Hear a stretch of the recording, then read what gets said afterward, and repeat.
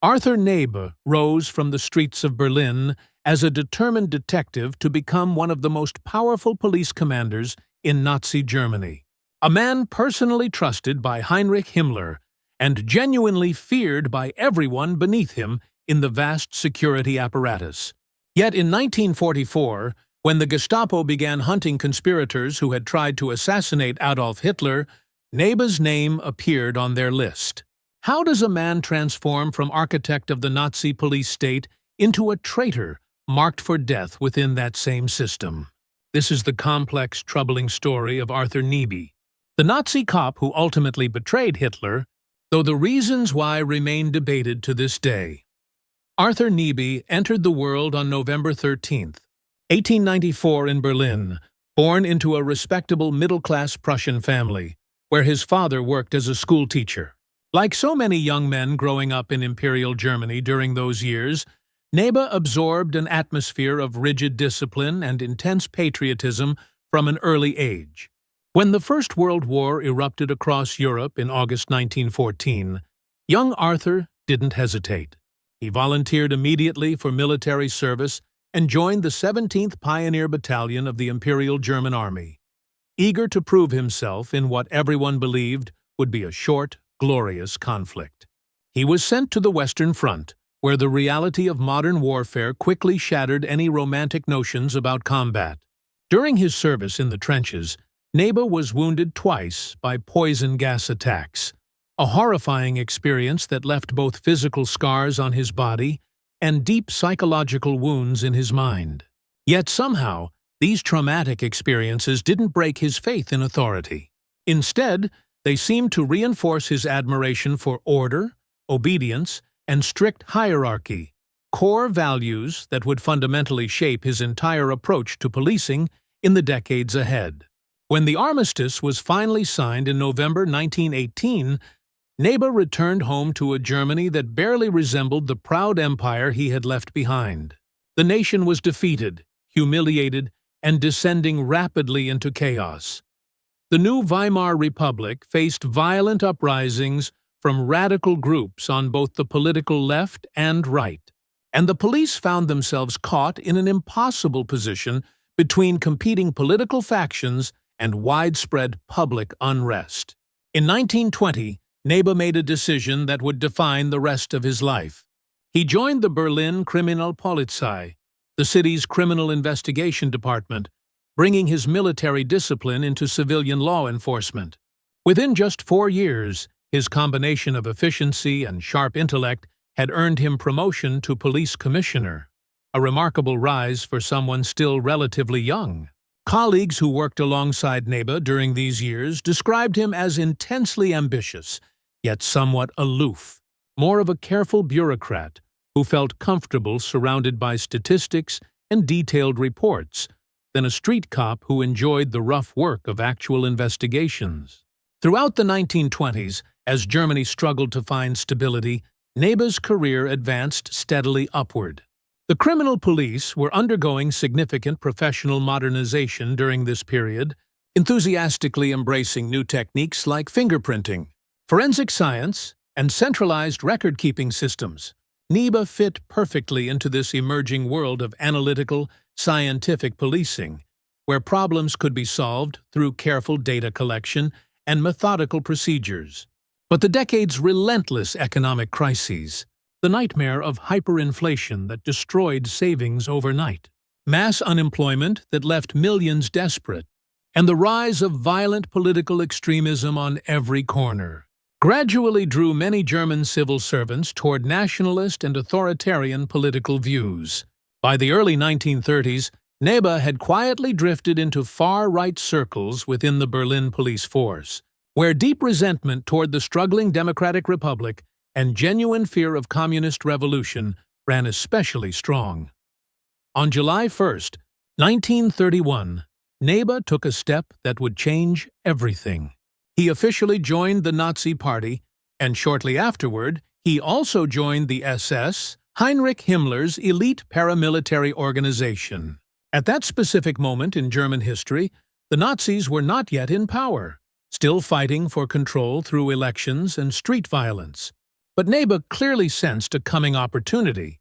He deliberately made himself into a valuable liaison between Berlin's established police force and the growing Nazi movement, quietly providing information about official investigations and helping coordinate activities with party activists. His decision to join the Nazis reflected both genuine ideological conviction and cold career calculation. By aligning himself with a movement that loudly promised to restore Germany's stability and order, Neba was also securing his own professional future in whatever government emerged from the chaos. When Adolf Hitler was finally appointed Chancellor on January 30th, 1933, Arthur Neba was already well-positioned inside the system, ready to benefit from the Nazi takeover.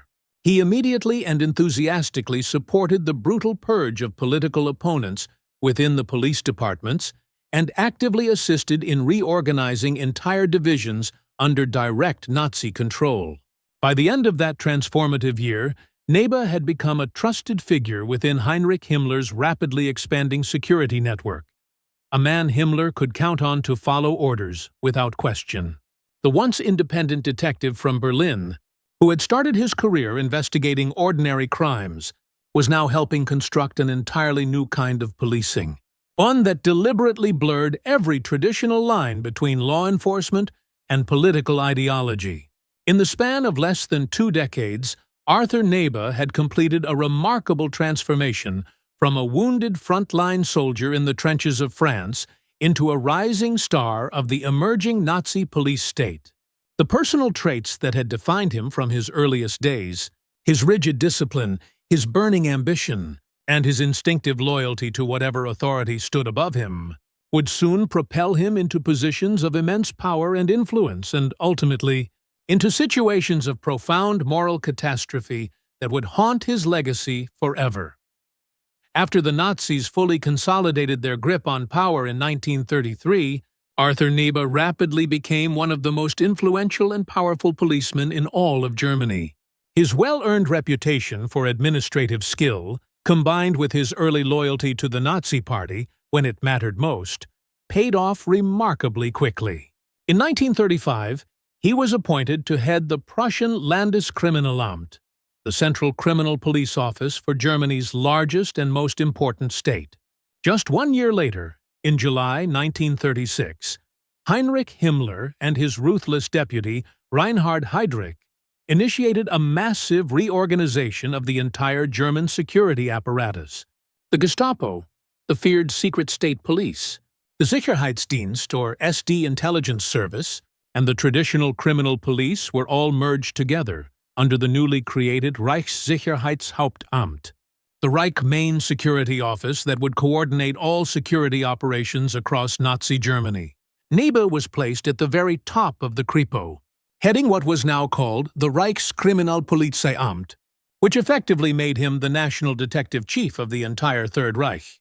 From this powerful position, Neba helped systematically integrate traditional criminal investigation methods into the much larger machinery of Nazi state repression and control.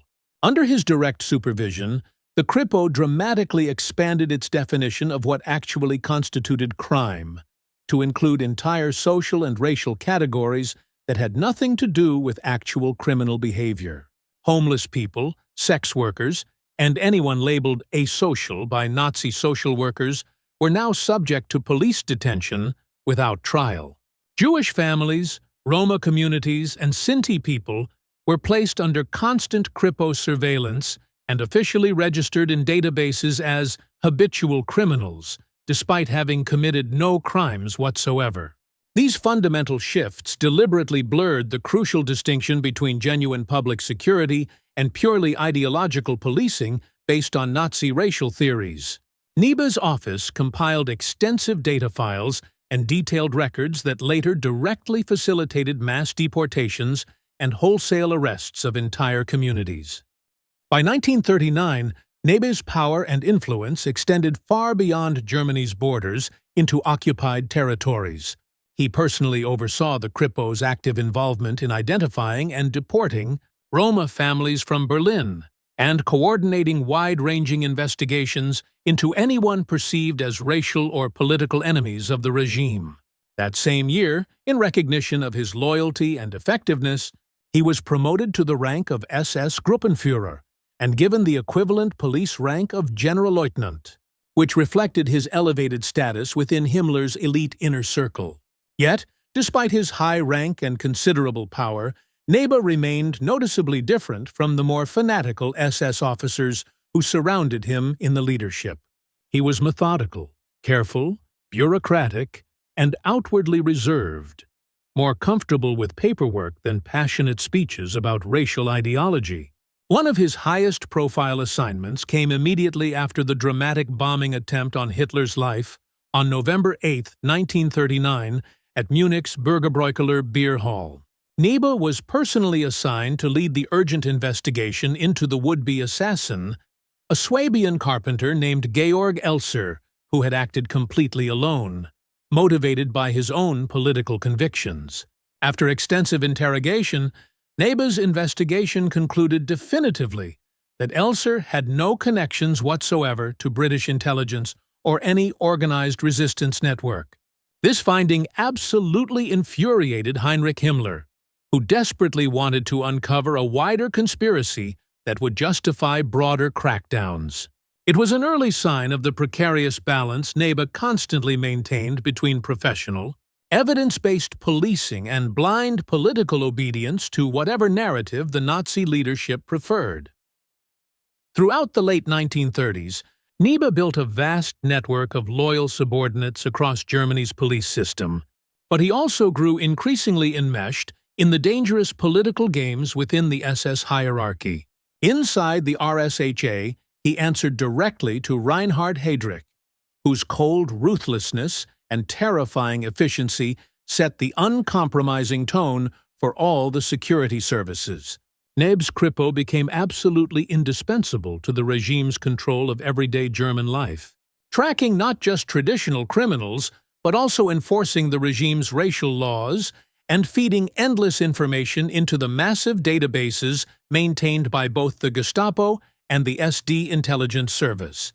Historians continue to debate intensely how much of Nebe's work during these years was driven by genuine ideological belief in Nazi principles versus pure personal ambition and career advancement. Some scholars suggest he viewed the evolving Nazi police system primarily as an opportunity to professionalize and modernize law enforcement using the latest scientific methods, even as that same system descended deeper into state terror.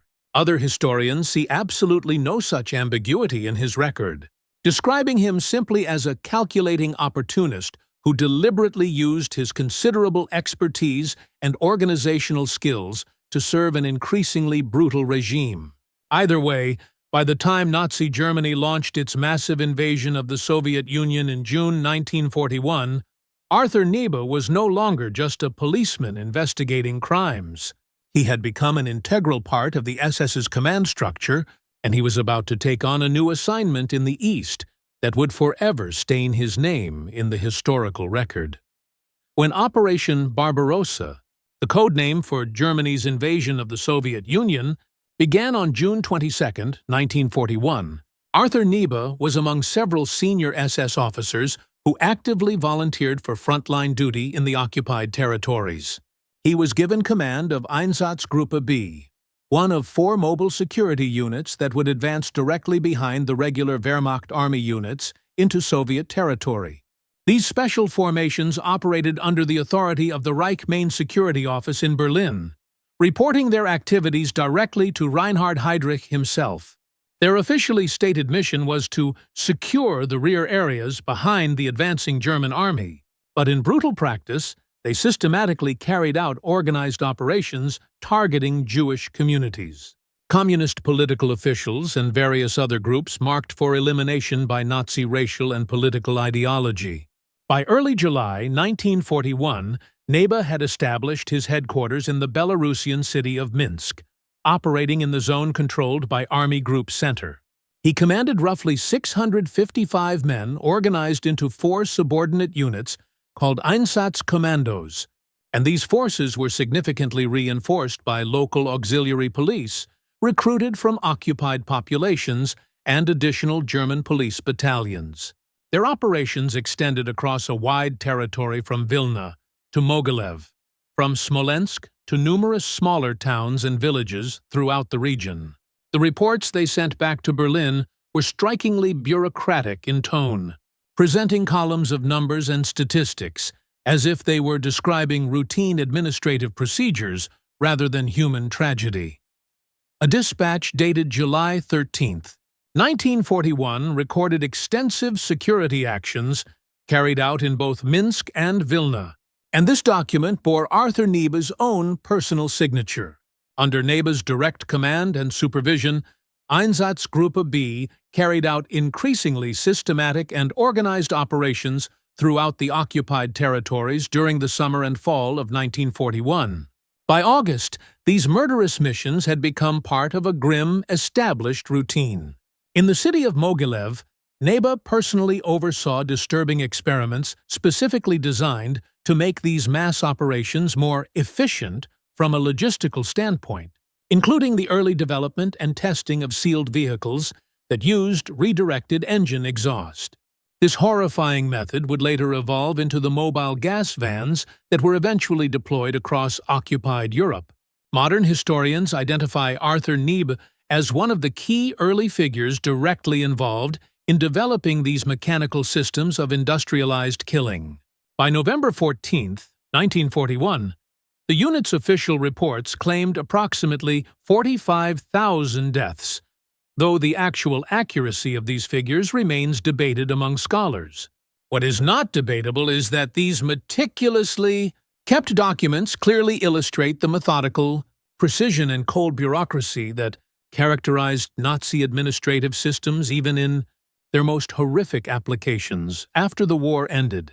Nebe attempted through intermediaries to claim that he had deliberately exaggerated the numbers in his reports, supposedly hoping to convince his superiors that operations were complete so he could end them sooner, or that he was trying to protect certain subordinates from being assigned to these duties. Modern scholars and historians have generally rejected these self-serving explanations as post-war attempts to rehabilitate his reputation. The surviving documentary records paint a clear picture of a commander who implemented his orders efficiently, methodically, and apparently without any documented objection or resistance at the time. In October 1941, Nebe returned to Berlin, officially citing illness and pressing administrative needs back at the Kripo headquarters. He resumed his previous position as head of the Reich Criminal Police and maintained his rank as SS Gruppenführer throughout the remainder of the war. Historians continue to argue about whether his departure from the Eastern Front reflected genuine moral discomfort with what he had witnessed and participated in, or whether it was simply a routine reassignment for administrative reasons. The truth, as is often the case with complex historical figures, likely lies somewhere in between personal ambition and calculated self-preservation. Arthur Nebe had seen firsthand exactly what the SS was capable of in the occupied territories, and he understood clearly what actions the regime rewarded and promoted. After returning from his time in the Soviet Union, Arthur Nebe resumed his influential role as head of the Reich Criminal Police Office in Berlin. From his headquarters in the capital, he managed criminal investigations, maintained vast data systems, and coordinated closely with all the other branches of the sprawling RSHA security apparatus. In June 1942, Nebe was appointed president of the International Criminal Police Commission, which was the institutional forerunner of what would eventually become Interpol after the war. And in this capacity, he represented Nazi Germany in international policing circles and conferences. To most observers, both inside and outside Germany, Nebe appeared every bit the loyal SS general, a dedicated servant of the regime who had proven his worth in both administrative and operational roles. Yet privately, beneath the surface of official loyalty, his relationship with the Nazi regime had begun to fracture in ways that would eventually prove fatal. By 1943, as the tide of war turned decisively against Germany on every front, disillusionment was spreading quietly among certain segments of the German military and civilian elite who could see the writing on the Neba's extensive professional connections with conservative military officers and senior bureaucrats gradually brought him into contact with the circles that would eventually form the conspiracy behind the July 20th plot to assassinate Hitler and overthrow the Nazi government. Among his various acquaintances were figures like Hans Oster, a high-ranking officer in German military intelligence, and members of the Beck-Goerdeler resistance group, which brought together military officers, former government officials, and other opponents of the regime. Some conspirators saw Neba as a potentially valuable ally, specifically because of his control over the extensive police apparatus, which would be crucial in any attempted coup. However, other members of the resistance deeply distrusted him, unable to forget or forgive his documented record in the East, and questioning whether his motivations were genuine opposition or merely self-preservation as Germany headed toward defeat. Still, the fact that Neba was included in the U resistance group's detailed plans suggests at least some degree of genuine willingness on his part to act against the regime he had served for so long. One episode from this period that remains especially controversial and morally complicated occurred in March 1944. After the famous Great Escape from Stalag Luft III, the prisoner of war camp that held captured Allied airmen, Adolf Hitler was absolutely furious when 76 Allied prisoners managed to escape through an elaborate tunnel system, and he demanded immediate revenge. When 73 of the escaped prisoners were eventually recaptured, Hitler personally ordered that 50 of them should be executed as a warning, completely violating international laws governing the treatment of prisoners of war. Neba's office was involved in the bureaucratic process of helping select which specific prisoners would be executed. Though exactly how much personal involvement Neba himself had in these decisions remains intensely debated by historians.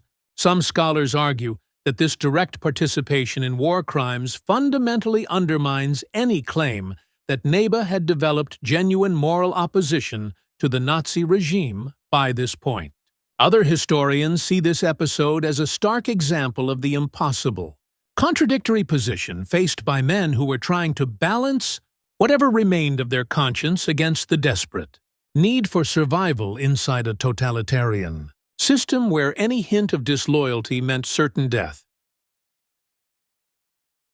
When the carefully planned attempt on Hitler's life on July 20th, 1944 ultimately failed, Arthur Neba's situation became immediately and desperately perilous. He had been specifically assigned to lead a special police unit that would arrest high-ranking Nazi officials if the coup actually succeeded in killing Hitler and overthrowing the government. That order, of course, never came. In the chaotic and terrifying aftermath of the failed assassination, as it became clear that Hitler had survived, the Gestapo began systematically rounding up suspects across Berlin and throughout Germany, arresting anyone with even the slightest connection to the conspiracy. Neba initially managed to escape detection in the immediate confusion and went into hiding, reportedly aided by sympathetic colleagues within the police force who were willing to risk their own lives to help him. For several months, he lived a precarious existence under assumed names, moving frequently between rural safe houses as the investigative net slowly closed around him and the Gestapo interrogators extracted names from arrested conspirators. In January 1945, as the war entered its final desperate phase, Neba's luck finally ran out. One of his former mistresses, whether motivated by fear, resentment, or the promise of reward, revealed his current location to the Gestapo. Arthur Neba was arrested on January 16, 1945, and immediately imprisoned at Lehrterstrasse prison in Berlin, where many other suspected conspirators were being held and tortured. He was later brought before the notorious People's Court, presided over by the fanatical Nazi judge Roland Freisler, who had sent hundreds of regime opponents to their deaths. Neba's trial on March 2, 1945, lasted only a few minutes, a mere formality in a system that had already decided his fate. Freisler furiously denounced Nebe as a traitor to the Führer and the German people, conveniently ignoring all his years of loyal service, and sentenced him to death immediately. On March 21, 1945, less than 3 weeks before the war in Europe would finally end, the sentence was carried out at Plötzensee prison in Berlin, the same execution site where hundreds of other resistance members had died. Arthur Nebe was 50 years old. His remains were never formally recorded or returned to any family, and his name quickly disappeared from all official Nazi documents as the regime tried to erase any memory of internal opposition. After the war ended and Germany was occupied, some of the surviving conspirators who had known Nebe attempted to portray him in their memoirs as a man who had turned against the Nazi regime out of genuine moral conviction, finally recognizing the evil he had served. However, post-war historians examining the full documentary record have painted a far darker and more complicated picture of Arthur Nebe. They describe a career policeman who had deliberately risen through the Nazi system by proving his loyalty and efficiency, who had personally participated in some of the regime's worst atrocities during his time commanding Einsatzgruppe B in the occupied Soviet territories, and who seemingly only joined the resistance movement when Germany's total defeat had become absolutely inevitable, and his own survival was at stake. Whether his final act of joining the conspiracy against Hitler represented genuine redemption for his earlier crimes, or simply a desperate last attempt at self-preservation, remains fundamentally unresolved, and perhaps ultimately unresolvable. Arthur Nebe's life and choices represent one of the most morally complex and troubling cases from the Nazi era, a reminder that history is rarely as simple as we might wish, and that human beings are capable of both terrible evil and acts of conscience, sometimes within the same lifetime. If you found this exploration of Arthur Nebe's complicated legacy insightful and thought-provoking, I strongly encourage you to watch our next video titled What Happened to the Gestapo After World War II for a detailed look at how another major pillar of Nazi power faced its final reckoning in the post-war trials and occupation period. Please like this video if you found it valuable, subscribe to our channel for more deeply researched historical content, and hit the notification bell so you never miss our future explorations of history inside. Thank you so much for watching and engaging with these difficult but important stories from our past.